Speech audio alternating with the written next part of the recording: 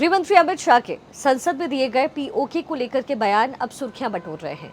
लेकिन सबसे अहम सवाल अब ये खड़ा हो रहा है कि आखिर पीओके यानी पाक अधिकृत कश्मीर भारत का हिस्सा बनेगा कैसे, इसको लेकर के क्या स्ट्रैटेजी है। तो आज इस वीडियो में मैं आपको ये बताने वाली हूँ कि भारत अगले 2 महीने में आखिर पाकिस्तान के साथ क्या करने वाला है और पीओके को अपने भारत का हिस्सा एक बार फिर से कैसे बनाने वाला है। आज हम बात करेंगे इंडिया के सबसे इंपॉर्टेंट जियोपॉलिटिकल इशू यानी पाकिस्तान ऑक्यूपाइड कश्मीर के बारे में। कश्मीर हमेशा से ही इंडिया और पाकिस्तान के रिलेशन का अहम पहलू रहा, खास करके तब जब गवर्नमेंट ने 5 अगस्त 2019 को प्रेसिडेंशियल ऑर्डर द्वारा आर्टिकल 370 को रिवोक किया था। आर्टिकल 370 द्वारा जम्मू और कश्मीर को स्पेशल स्टेटस या लिमिटेड ऑटोनॉमी दी गई। पीओके जम्मू एंड कश्मीर का वो हिस्सा है जो पाकिस्तान में 1947 ने वायलेंटली उसे कब्जा किया। तब से इस एरिया को इंडिया द्वारा पीओके यानी पाकिस्तान अधिकृत कश्मीर के नाम से जाना जाता है। 2.22 लाख एकड़ में फैली जम्मू कश्मीर में 30% यानी 78,104 स्क्वायर किलोमीटर पाकिस्तान के अंडर है। 10% एरिया यानी 37,555 स्क्वायर किलोमीटर चाइना के अंडर में है और 60% एरिया इंडिया के अंडर में है। आज इस वीडियो के जरिए हम आपको पीओके के इशू की हिस्ट्री के बारे में बताते हैं और आपको बताते हैं कि इंडिया का इस पर स्टैंड क्या कुछ है और क्यों इंडिया पीओके को वापस अब तक नहीं ले पाया। इसके साथ ही ये भी बताएंगे कि क्या इंडिया अब पीओके को पूरी तरीके से कब्जा करेगा, इम्प्लीकेशन और इंडिया के पास जो अवेलेबल ऑप्शंस है उसकी हम चर्चा करेंगे। पाकिस्तान ऑक्यूपाइड कश्मीर एक ऑटोनमस टेरिटरी है जिसे पाकिस्तान ने 2 हिस्से में डिवाइड किया है। पहला है पाकिस्तान कंट्रोल कश्मीर और दूसरा है गिलगिट बाल्टिस्तान। दोनों ही रीजन्स इंडिया के जम्मू एंड कश्मीर के एक्सटेंशंस माने जाते हैं। पाकिस्तान कंट्रोल कश्मीर 10 डिस्ट्रिक्ट्स में डिवाइडेड है। मुजफ्फराबाद इस रीजन का कैपिटल है जो कि झेलम रिवर के ट्रिब्यूटरी यानी नीलम, जिसे इंडिया में किशनगंगा कहा जाता है, उसके ऊपर स्थित है। वहीं गिलगिट बाल्टिस्तान लगभग 65,000 स्क्वायर किलोमीटर में फैला हुआ है और पाकिस्तान कंट्रोल कश्मीर से 5 टाइम्स ही बड़ा है। गिलगिट बाल्टिस्तान फिलहाल 3 एडमिनिस्ट्रेटिव डिवीजन और डिस्ट्रिक्ट्स में डिवाइडेड है। इसमें 50 से ज़्यादा 7 मीटर 1000 माउंटेन्स हैं पीक वाले। 3 जो ग्लेशियर्स हैं वो भी आउटसाइड ऑफ द ग्लेशियर इसमें पाए जाते हैं।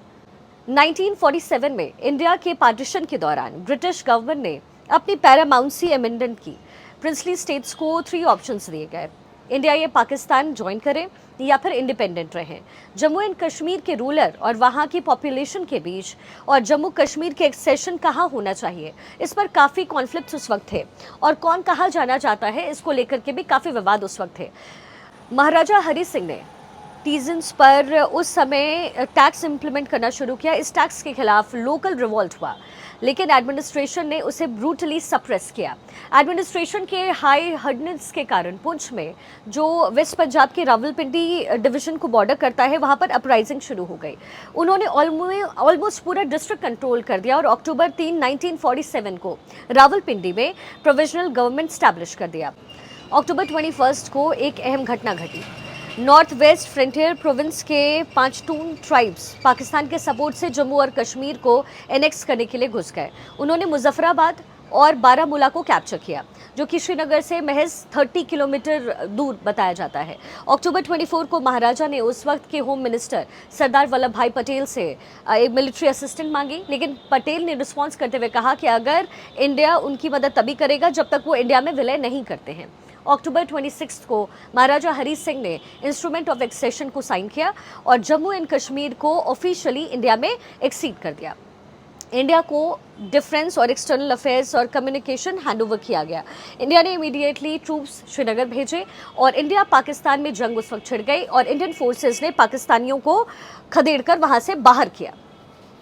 1 जनवरी 1948 को Indian prime minister Jawaharlal Nehru ने जम्मू एंड कश्मीर इशू को यूनाइटेड स्टेट्स में रेज किया। अप्रैल 1948 के यूनाइटेड नेशंस के रेजोल्यूशन 47 उस समय उसने पास किया। इस रेजोल्यूशन द्वारा पाकिस्तानी ट्रूप्स को जम्मू एंड कश्मीर से विड्रॉ करने के लिए कहा गया। सब्सिक्वेंटली उस समय इंडिया को मिनिमम ट्रूप्स का आदेश दिया गया और विड्रॉ के बाद प्लेबिसाइड होल्ड करने को इंडिया को कहा गया। आपको ये भी बता दें, प्लेबिसाइड का मतलब होता है उस प्रक्रिया को कहा जाता है जिसमें वोट के जरिए वोट के जरिए लोगों से इंपॉर्टेंट राय मांगी जाती है।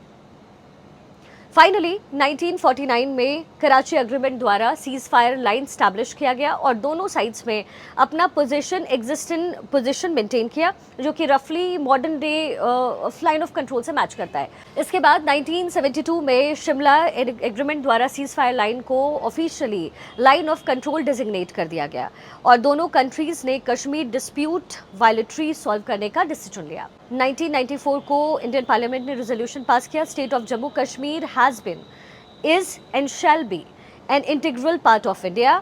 और इसी के साथ इंडिया ने डिमांड किया कि Pakistan illegally occupied territories vacate कर दे। सितंबर 26, 2020 को यूएन जनरल असेंबली में इंडिया ने यही स्टैंड अपना रखा और अपना फिजिकल ज्यूरिडिक्शन उस समय एक्सटेंड करने की बात कही। लेकिन रिसेंटली पाकिस्तान ने गिलगिट बाल्टिस्तान को प्रोविजनल 5th प्रोविंस डिक्लेयर कर दिया है। ये यूएन रेजोल्यूशन कराची एग्रीमेंट और शिमला एग्रीमेंट दोनों को वायलेट करता है। अब यहीं से ये पूरी कहानी ट्रैक पकड़ती हुई शुरू होती है, जिस तरीके से गृह मंत्री अमित शाह ने संसद में बयान दिया और उन्होंने कहा कि अब पीओके हमारा है। तो स्ट्रैटेजी क्या है गवर्नमेंट की, ये भी आप समझिए। स्ट्रैटेजी, सबसे पहले स्ट्रैटेजी में दो अहम मुद्दे हैं। पहला ये है कि पीओके की जो लोग हैं, यानी पाक अधिकृत कश्मीर में जो लोग हैं, वो लगातार भारत ज्वाइन करने की बात कह रहे हैं और इसको लेकर के जोरदार प्रदर्शन भी देखा गया है। अब ऐसे में क्या बॉर्डर्स तोड़ करके ये जो पाक ऑक्यूपाइड कश्मीर के लोग हैं वो भारत में दाखिल होंगे, एक अहम सवाल।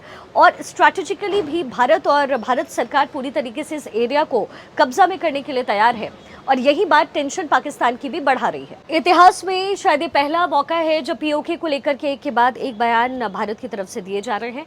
और अब ऐसे में अहम सवाल है कि पीओके को लेकर के भारत सरकार पूरी तरीके से अपने स्टैंड क्लियर कर चुकी है और जिस तरीके से 370 को हटाया गया कश्मीर से, वैसे ही किसी भी क्षण पीओके भारत का हिस्सा हो सकता है। और जो सपना, जो गलती 1947 में शायद उस वक्त हो गई और जिस गलती का जिक्र गृह मंत्री अमित शाह उस वक्त कर रहे थे, शायद वो गलती जल्द से जल्द सुधर जाएगी और पीओके एक बार फिर से हमारे खूबसूरत कश्मीर का हिस्सा होगा।